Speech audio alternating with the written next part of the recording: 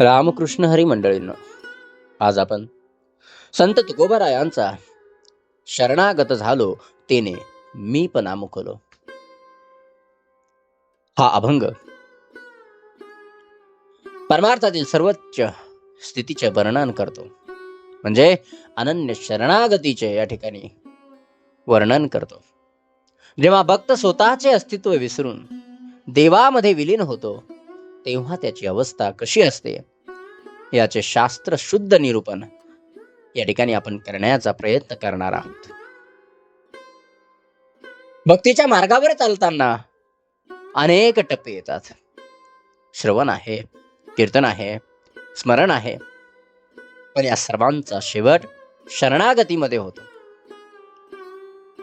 भगवद्गीतेच्या शेवटी सुद्धा भगवान श्रीकृष्ण अर्जुनाला तोच अंतिम संदेश, तोच अंतिम मंत्र या ठिकाणी देतात.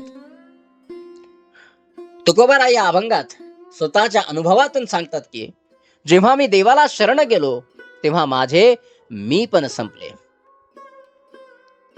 शरणागत झालो तेने मी पण मुकलो. शरणागतीची पहिली अट म्हणजे अहंकाराचे विसर्जन आहे. जोपर्यंत माणसाच्या मनामध्ये मी करता आहे हा भाव असतो तोपर्यंत खरी भक्ती घडत नाही. तुकोबाराय म्हणतात, देवा मी तुला शरण आलो आणि त्या क्षणी माझा अहंकार मीपणा जो आहे गळून पडलाय. जोपर्यंत द्रौपदीने स्वतःच्या हाताने साडी धरून स्वतःचे रक्षण करण्याचा प्रयत्न केला तोपर्यंत भगवान धावून आले नाहीत. पण जेव्हा तिने दोन्ही हात वर करून अनन्य भावाने साकडं घातलं तेव्हा भगवंत वस्त्र घेऊन प्रगट झाले.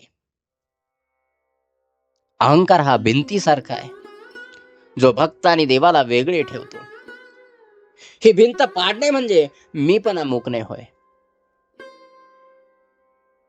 आता दिल्याचीच वाट पाहू नाही खटपट.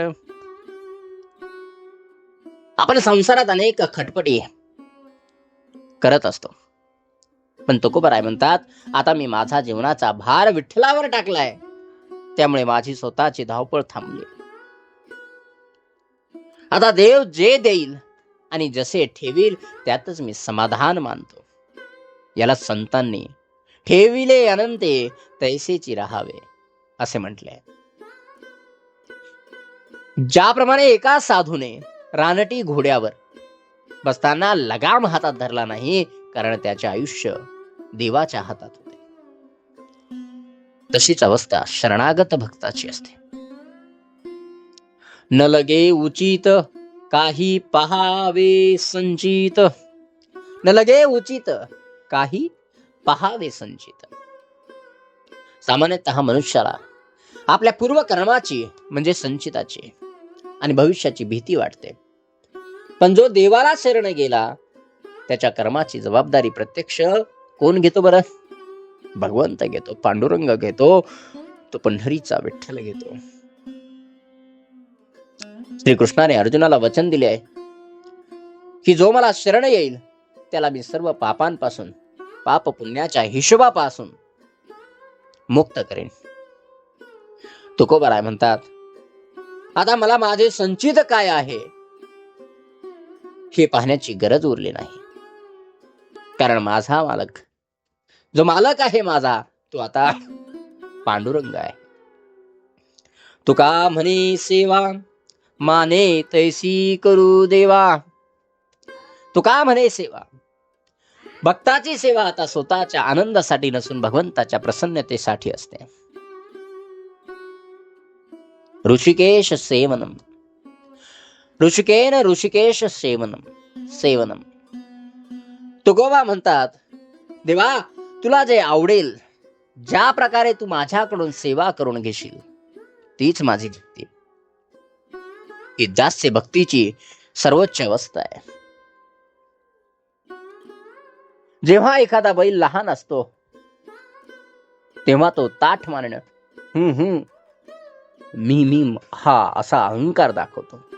पण जेव्हा त्याला कष्टाची सवय होते, त्याचे चामडे मऊ होते, तेव्हा त्याच चामड्यापासून बनवलेल्या वाद्यातून तू तू तूच तूच असा आवाज येतो. भक्ताचा अहंकार संपला की त्याच्या आयुष्यातून विठ्ठलाचा सूर निघतो. गंगा नदी कधीही कोणाला विचारत नाही की तू किती पापी आहेस. जो तिच्यात बुडी मारतो त्याला ती पावन करते. तेच भगवंताची शरणागती संचिताचा विचार न करता भक्ताचा उद्धार करते. या अभंगामध्ये खरी शरणागती म्हणजे स्वतःचा रिमोट कंट्रोल देवाच्या हातात देणे. ज्याचे मन प्रसन्न आहे, मन करारे प्रसन्न, त्यालाच हे समर्पण साधते. अहंकाराचा त्याग करा, भविष्याची चिंता सोडा आणि विठ्ठलाच्या नामात तल्लीन व्हा. याचा अर्थ असा नाही की तुम्ही तुमचे कामधंदे सगळं काही सोडून द्या आणि फक्त या ठिकाणी एखाद्या जंगलात जाऊन भगवंताची सेवा करायला सुरुवात करा. संसारात राहूनही परमार्थ केला जाऊ शकतो, हे अनेक संतांनी दाखवून दिले आहे. त्यामुळे आपल्याला संसार सोडण्याची गरज नाही, संसार करता करता परमार्थ करण्याची गरज आहे. राम कृष्ण हरी.